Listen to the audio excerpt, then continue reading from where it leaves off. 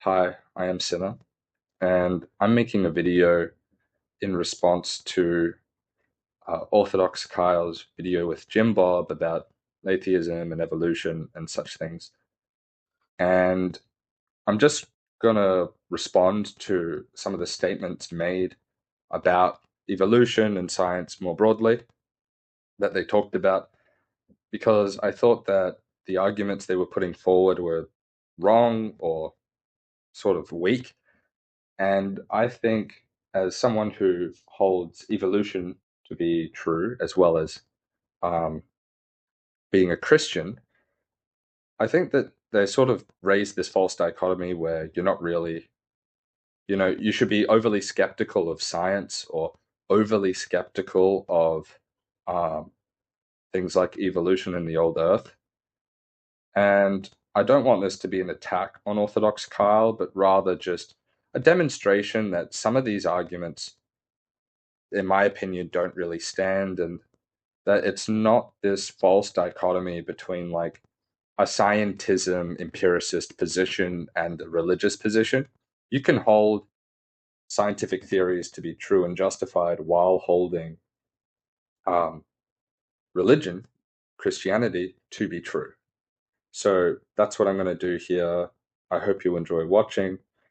And again, this isn't an attack on Kyle. It's just a overview of all the statements I found wrong and why. Yeah.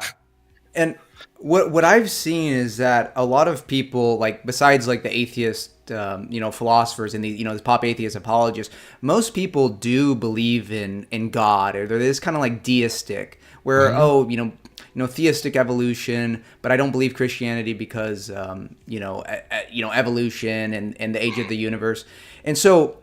How do you critique that kind of thinking? Because a lot of people were taught from a very young age that the Hmm. universe is billions of years old. They used to say 14 Sure. billion. It's been updated Right. to It 20, does just change it. 27 billion. A little Give bit me off. more time. More time seems to be the theme, isn't it? Yeah. So the first issue raised is, why is it that seemingly time, the age of the universe, gets pushed back rather than forward?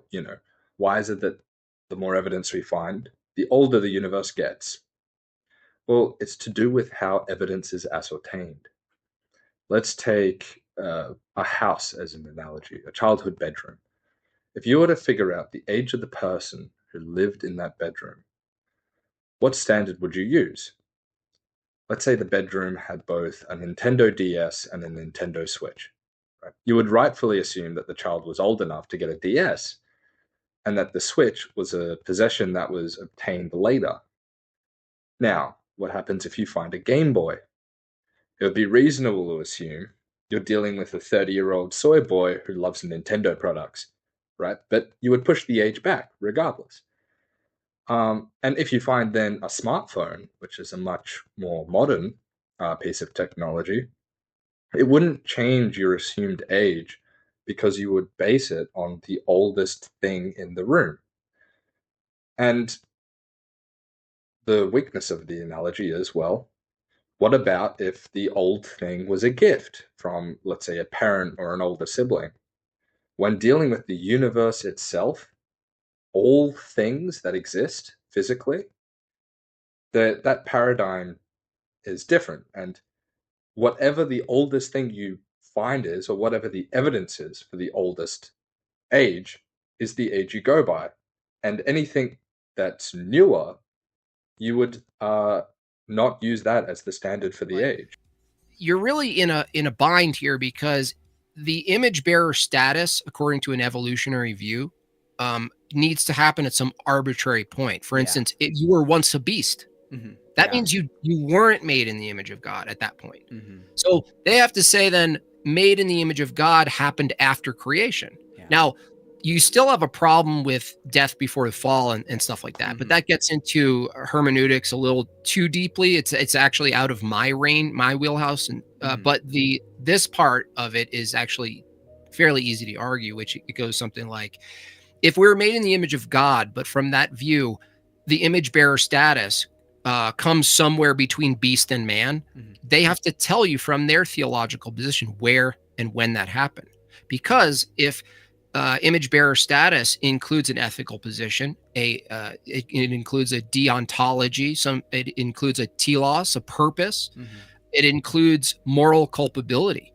So animals don't have moral culpability. We don't judge animals the same way we judge a human being in their Mm-hmm. actions. So I would ask someone like that, okay, where's the point man suddenly acquired this position where he's morally culpable, where he needs to repent, where he needs Yeah. to confess?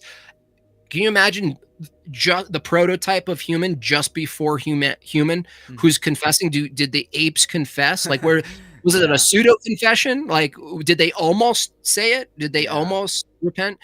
So the question raised here is, if evolution is true, as a Christian, how do you account for the image bearer status of God?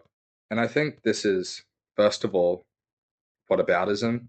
Obviously, if you're making an argument against evolution, you cannot throw, well, it disagrees with theology as a counter argument, in my opinion. I think you need to actually address the evidence put forward. As for image bearer status, I think, in my opinion, it would have been something that slowly developed over time in a spectrum, or something that gradually was introduced. And I'll give an analogy using moral culpability to sort of demonstrate this. You know, if you had two people and one of them was fully mentally capable of, thinking and reasoning, and then you had someone who was mentally deficient, let's say he got brain damage at a young age or something like that, you would hold, for the same offense, you would hold the second person less morally accountable. And one of the interesting things about evolution is that as time has gone on, skull sizes, the size of, and presumably the size of the brains of primates that led up to humans, increased.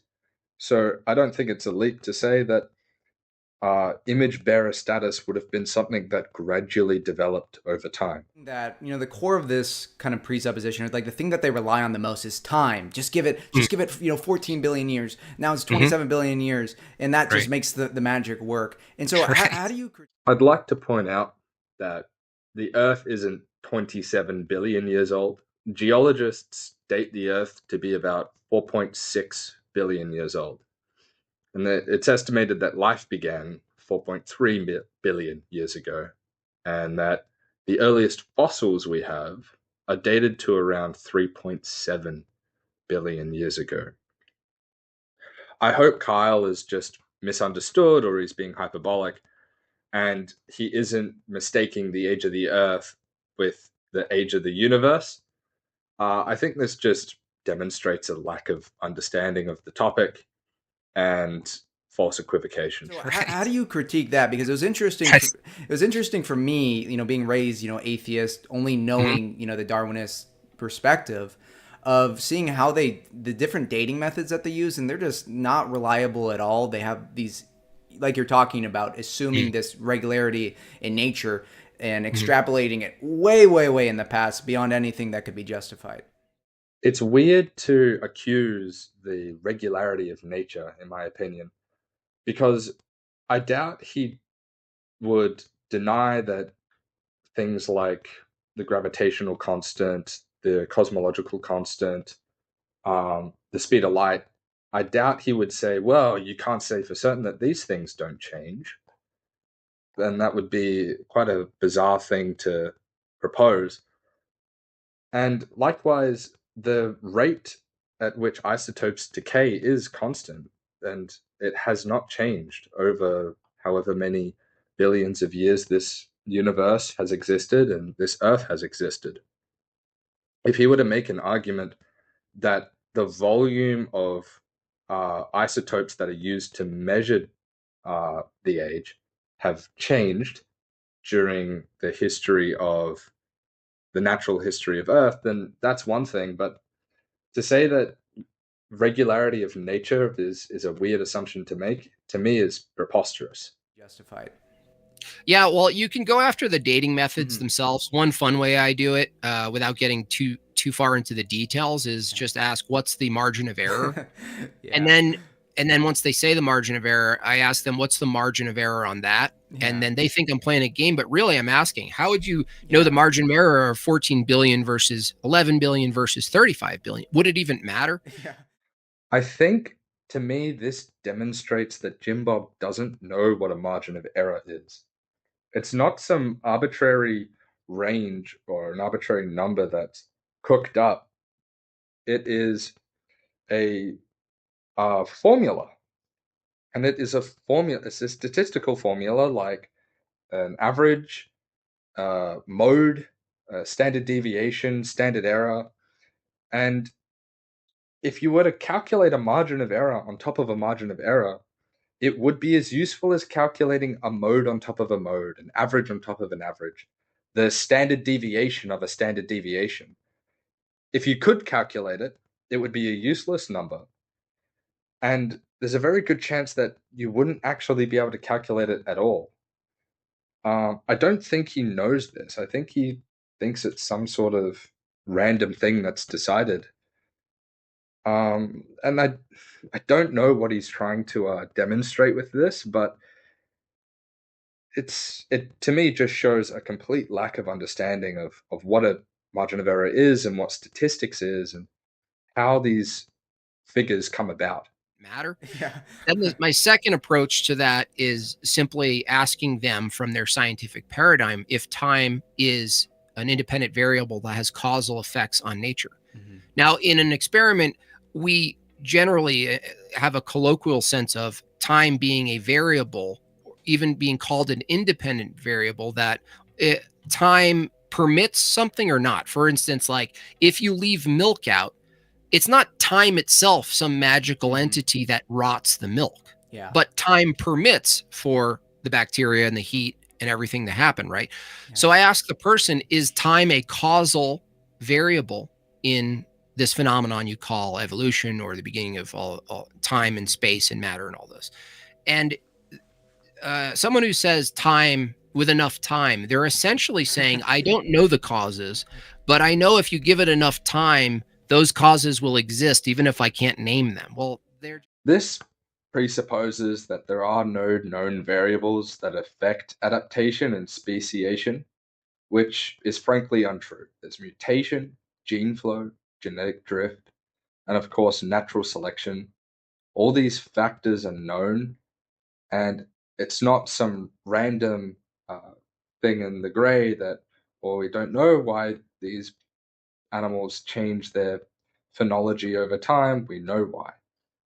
and then for fun, I try to get people to argue that time rots milk, and I think that's a humorous, uh, Yeah. a microcosm of their larger argument, isn't it? Yeah.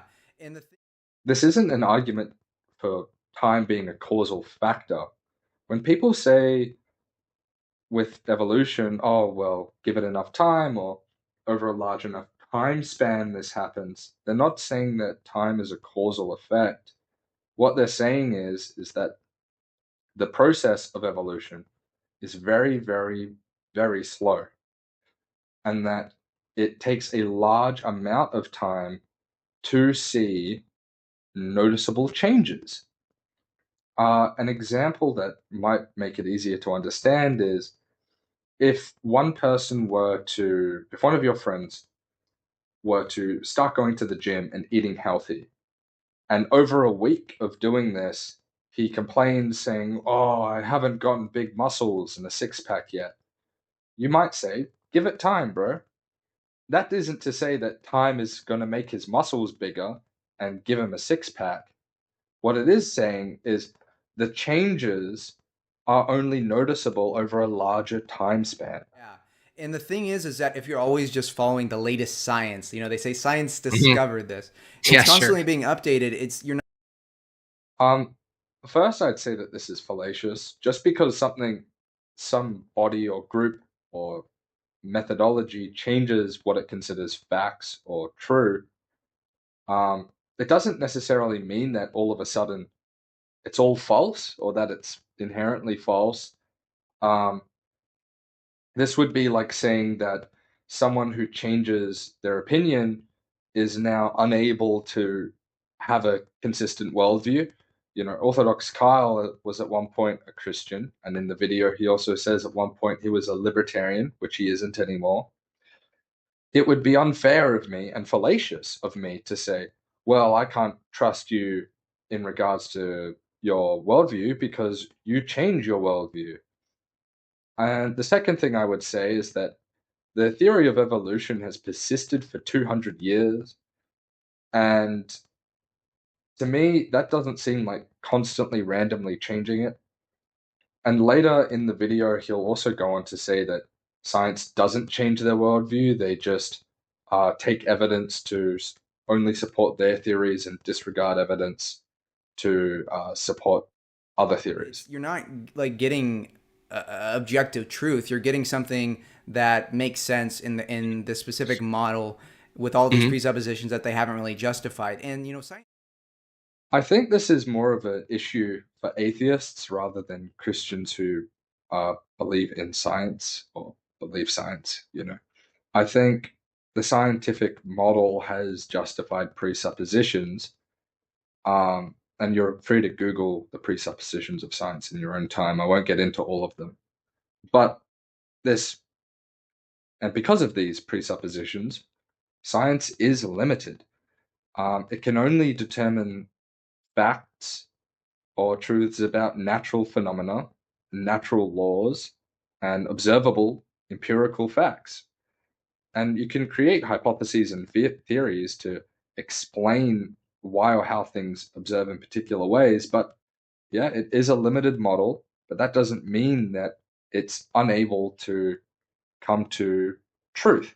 It is limited in what truths it can come to, but it is not um, inherently unable to come to truth. Well, what does evolution say, the theory? Because I deny it's a theory based on what the scientific method is and what a theory is, which is a theory is something that is produced by the scientific method. It comes after all of these steps. And this he is right. A theory is a product of the scientific method in some sense. It is a hypothesis or an explanation that has been corroborated with testing using the scientific method. It's typically more broad and covers multiple hypotheses and is a explanation for phenomena that we see in the world. For me, that's a way I argue it. Um, and they say an observation is made, and then I ask, well, what's the hypothesis? Yeah. And that's an important question, and it gets them every it time is. because what ends up happening is they state the observation, and then when I ask them what the hypothesis is, their brain freezes, and they end up trying to restate the observation as the hypothesis again. Well, that's not science. Yeah. For me, this one was the most shocking thing Jimbob said, and I would understand why people's brain would freeze because it shows like such a lack of understanding of what a hypothesis is, that they're probably just bewildered. A hypothesis is a prediction of the outcome of an experiment. In other words, a hypothesis, by definition, is a set of observations that you expect to see. So when a hypothesis and the observations are the same thing, all that means is that the hypothesis is correct. I'll give an example. Let's say I were to hypothesize, let's say I was trying to discover what the color of the fluid in a human's hand is. And I wrote down, it was hypothesized that after cutting the hand, red liquid would come out, a red fluid would come out. And then my observations, I write, well, after cutting the human hand, red fluid came out. I'm not making an error here. He says, well, that's not science. If that's the case, then all correct hypotheses aren't science.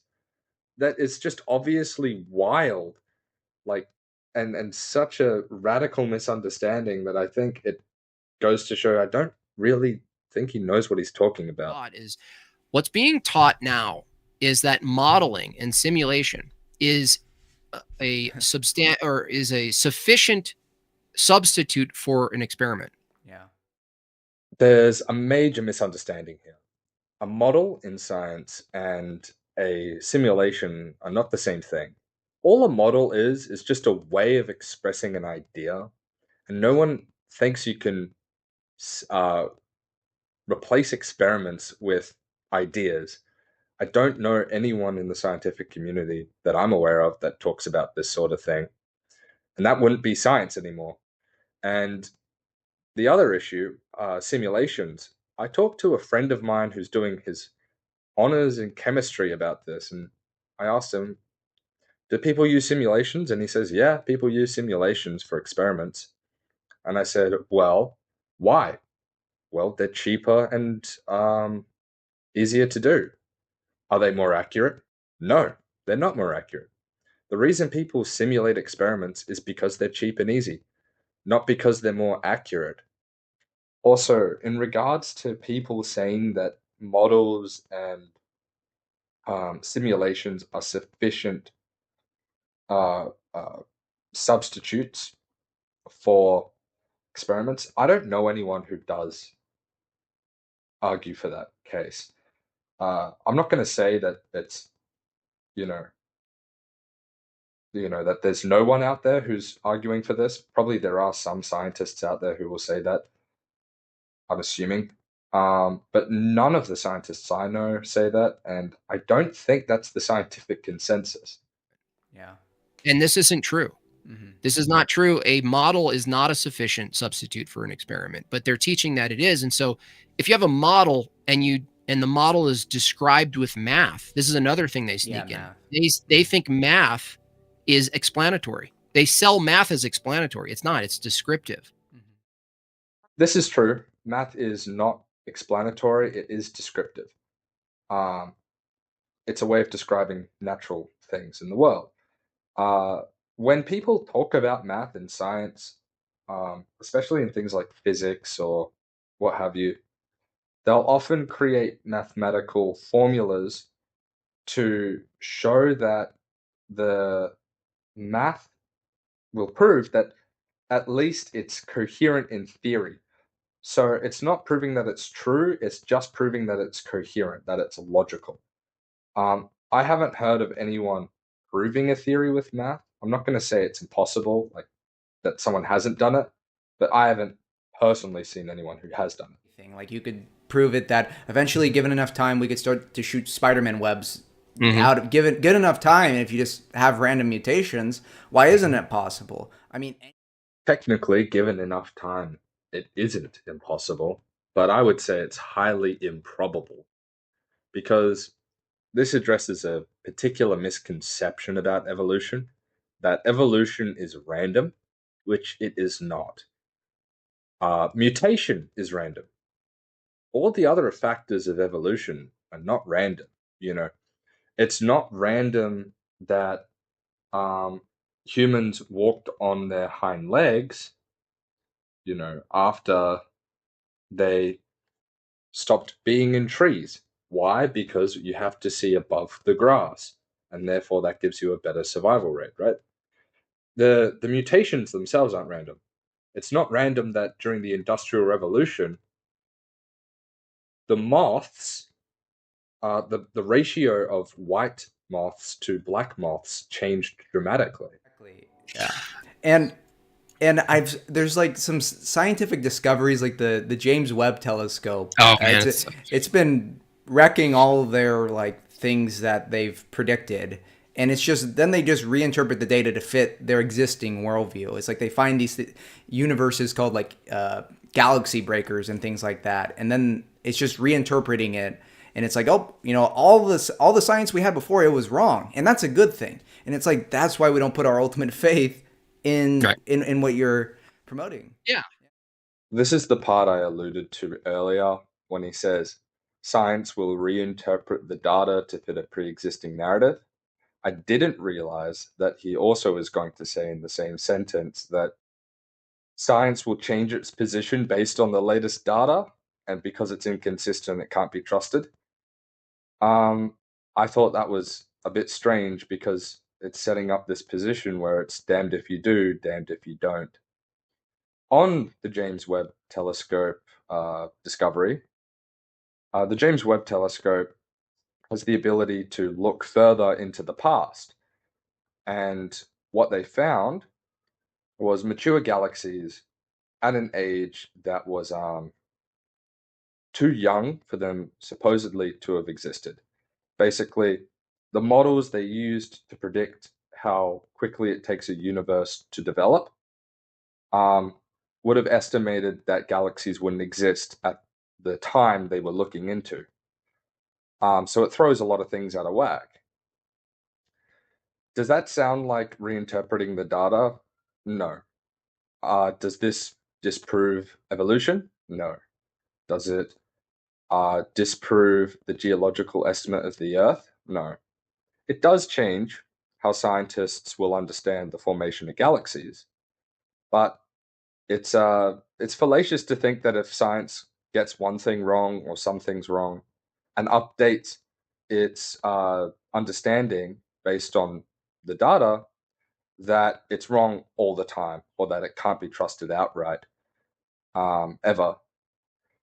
It would be like, again, with Kyle saying something along the lines of, well, you were a libertarian once, or oh, you were an atheist once, so why should I trust you on philosophy or politics or what have you? Um, as for putting your ultimate faith in science, I don't think anyone should do that. I think that's a silly thing to do. And as a Christian who also believes in an old earth and evolution, I acknowledge that when something's true and the Bible is true, there shouldn't be a contradiction. But I would also say that you cannot put your faith, your ultimate faith, in something that's limited and very constricted like science. I mean, it can only study and understand so many things. Promoting. Yeah. Yeah, Yeah. you're always leaving it up to some description. And really, the value of science has mostly been the null hypothesis, where you determine that what you thought was the case isn't the case. That's Yeah. just as valuable as the one that supposedly confirms the likelihood of that theory. So when you evaluate something and suddenly you weren't right, you can't base your entire epistemology on science because that's ever changing. But that's their Here is where I get confused because Jimbob is praising the null hypothesis, even though just a moment ago Kyle and Jimbob were criticizing science for having a wrong hypothesis about the formation of galaxies and saying, well, that's not good. It shows how flawed it is. And again, they are correct. You shouldn't put your ultimate foundation of epistemology in science, but I think they're throwing a lot of the baby out with the bathwater. now academia is mostly um, founded, not even founded. It's actually turned into what's called standpoint theory, which is this assumption that the viewer, the particular class or color or experience, the rainbow, the Skittle people, everyone has a different experience of the past and what the truth is. And Yeah. standpoint theory basically puts someone in their own custom driver's seat to then look at the past and interpret history through their special lens. Well, Yeah. this reduces truth to relativism, which is ultimately. This is my first time hearing about standpoint theory, and I'm a university student. I don't think this is a scientific theory, but rather something that would be cooked up in the humanities department. And I think that, yeah, this is just absolutely silly and wrong. And you cannot, and it is correct to say that this is just relativism. It's relativism in fancy language. Yeah, definitely. And one thing a lot of people get caught up on is they see kind of like little examples of what they think proves this grand macroevolutionary theory. Like they're like, oh, look at the different dog breeds. Therefore, if you give the single cell enough time, you give the old fish enough time, it will turn into a man. And it's like they don't realize how big of an extrapolation that is. And so, what would you? I think if you are working with the presuppositions that Kyle's working with, that the fossil record is shoddy at best and that um, carbon dating methods or other radiometric dating methods don't really work.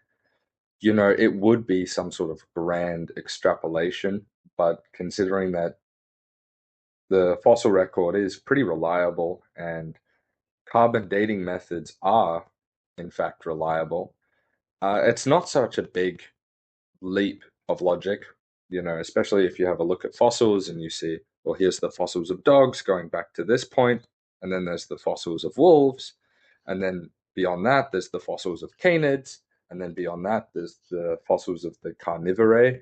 It's not such a crazy extrapolation to go, well, there's a clear line of um, small changes and adaptation and speciation that we would just call evolution. Is. And so what would you say, random mutations versus like, dog breeding and things like that? Yeah, I Yeah. go to the mechanism. Mhm. Posh Redneck. I debated Yeah. with him against Richard Spencer and J.F. Galliepi a couple of years ago, and Yeah. where we really pounced on them is what's the mechanism? I always Mhm. ask, what's the mechanism? And it Yeah. becomes circular. You go, what's the mechanism? They go, random mutation, Mhm. sexual selection or whatnot, Yeah. change in allele frequency. Okay, so if that's the mechanism, what is it that it's doing, and can you explain how it's doing what you're claiming it's doing at this macro level? And they could obviously never do that. It's a massive assumption to say, because these changes happen at the local level or even at the population level, that means it must be happening to the point where species spin off and become unrecognizable. Well, this Yeah. is a massive jump. This is a basic composition fallacy, really. That I'm going to lay out the factors, or as Jimbob says, mechanisms, just to clear the air. Mutation, gene flow, genetic drift, and natural selection are the mechanisms or factors that cause adaptation and speciation. And I'll define them all for you. Gene flow is the change in allele frequency in a population caused by migration. Let's say, for example, you have Scotland, which is 5% redhead. But let's say, hypothetically, um, a population of Scots move to Canada and none of them have the red hair gene. Well, that would be gene flow, where there's been a change in allele frequency caused by migration. Mutation, that one's pretty self explanatory. Change in genetic information, and it's often random. And then there's genetic drift, which is a random change in allele frequency between generations. And this is typically caused by random outside events. You can think of things like volcanoes or natural disasters, things such as this, where it's just purely random. And then there's natural selection, which is when organisms that are more adapted to a specific environment are able to pass on their genetic information, or are more likely to pass on their genetic information to the next generation, which causes adaptation as the species that are less adapted are less likely to, or in fact, don't pass on their genetic information to the next generation. Um, these mechanisms cause evolution and adaptation. And if you have a large enough amount of change in genetic information, then speciation occurs. And what speciation is when you're no longer able to produce babies with another species. So if you have uh, two dogs that are different breeds, they can crossbreed and create a new dog. But let's say a dog and a dingo, which is a different species, they cannot. Just as an example, right?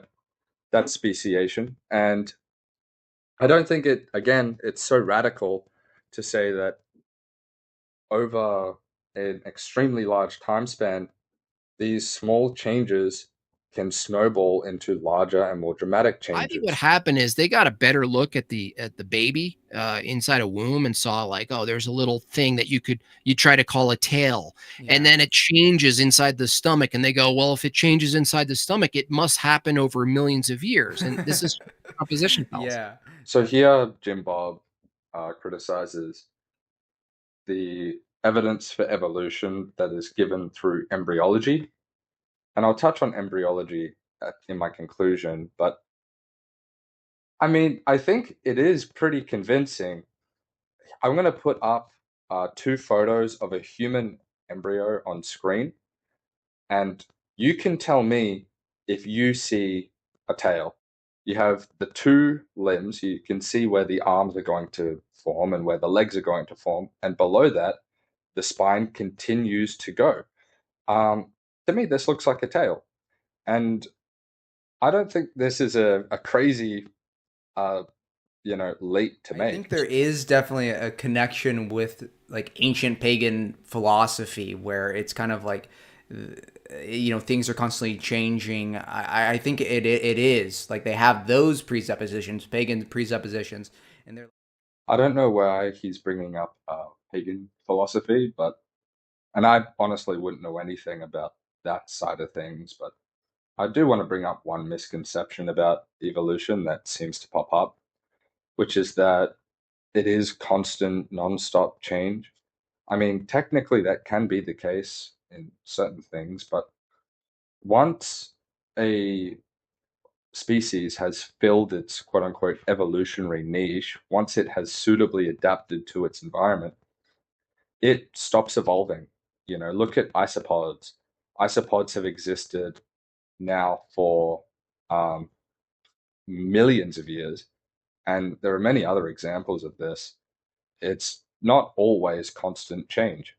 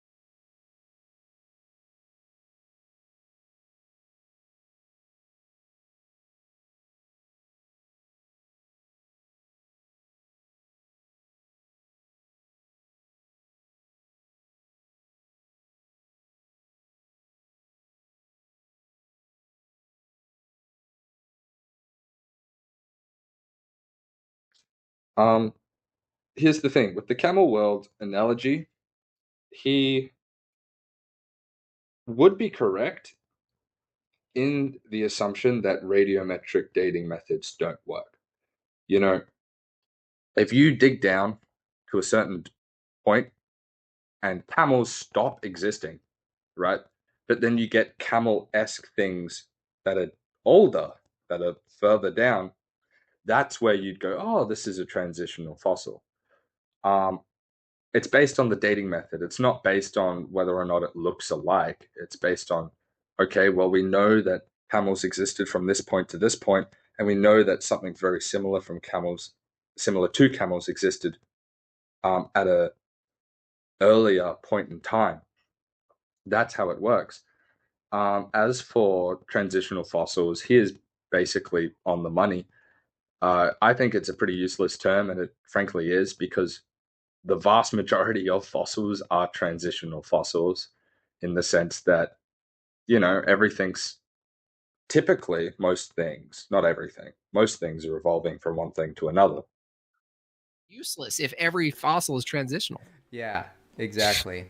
And I think a lot of them are missing the aspect that the understanding the geopolitical and like societal agenda behind promoting an ideology like this, because it undermines traditional religion, what they say are myths, and This it is the promotes. last thing I want to touch on, which is that I think holding religious views or and holding evolution and geology to be true is not contradictory. And I think I don't like personally this false dichotomy that often is set up to be seen as science versus religion, And I think when you sort of try and undermine things like evolution or the age of the earth in an attempt to lift up uh, our religious beliefs, I think it can actually do the opposite and undermine our religious beliefs. And on what Kyle is talking about, he is absolutely correct. Pure naturalists or empiricists, or people who believe in quote unquote scientism, as we say, it's true to criticize these worldviews because they're limited, they're flawed, they're frankly incorrect. And science rightly does, I think, presuppose a lot of things about the universe. And if you use science as the basis for your epistemology, you have no justification for it.